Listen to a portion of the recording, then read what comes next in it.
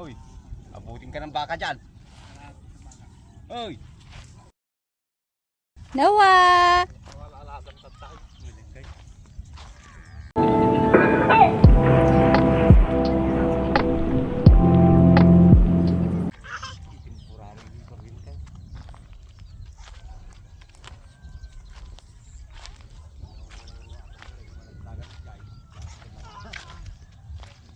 Hello guys, ito na po yung aming poste ng kuryente.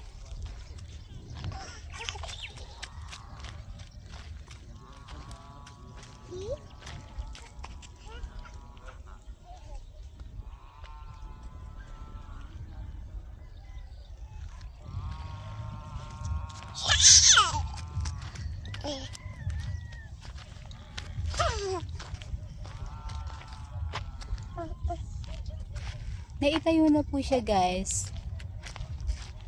Sinemento po yung loob sa katinabunan ng lupa. Baka po kasi umulan, aagos po yung semento.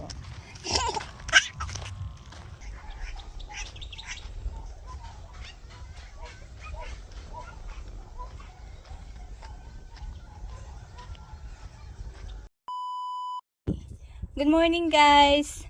Nandito po tayo ngayon sa aming bahay na lilipatan para magtanim ng mga halaman at maglinis ng paligid. Ay nako, sobrang init guys. May baon po akong jacket. Sombrero para hindi mainit. Ayla. May baon na rin po kaming pagkain. Ito ang plato. Para hindi na po kami uuwi guys at nakakapagod pong maglakad. At sobrang init din. Oh, ayan guys, ang aming kaldero. Baon namin ay kanin.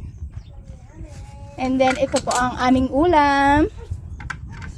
Ang nakuha kong food packs sa DSWD kahapon, yan ay ang Fresca.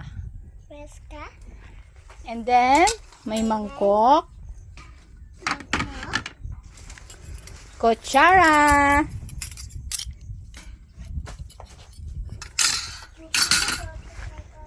may baon na rin po kaming damit ng aking dalawang chikiting para dito po sila maliligo guys.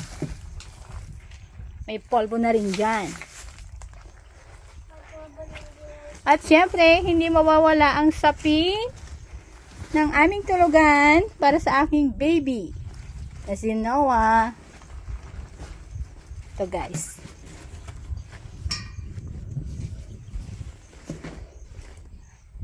Nakakapagod guys maglakad. Grabe. My God.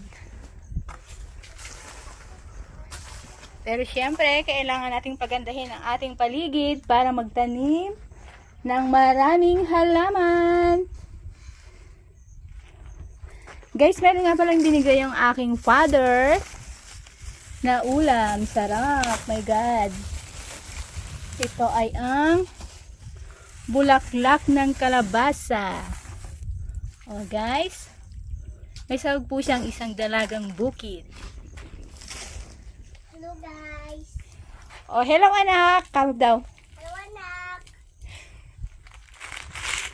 Ito po ang aking bakulit. Na isang anak ni si Kasumi. Naglalaro ng buhangin.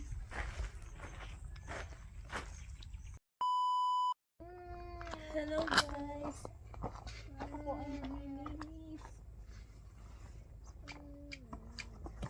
My God, napakarami kong kalat. Kailangan paglinisin mabuti.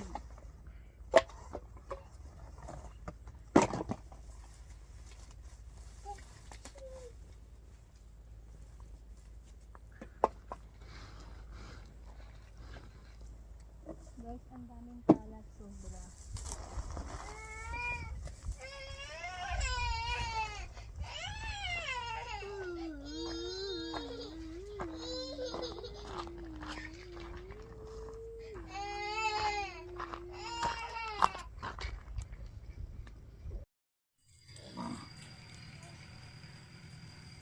Hello guys! Ayan po, matatapos na po ang last na poste ng kuryente.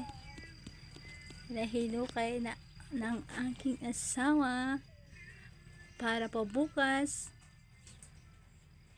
maikakabit na ang wire. Excited na kami guys. At lilipat na kami ng 28. May ilaw. Dahil po yan sa tulong ng aking hipag na si Ate Maribel. Thank you ate. Sobra. Kahit po sobrang init. Ay sige, hukay pa rin para matapos. Last na po yan guys. Bukas po ay ikakabit na ang wire.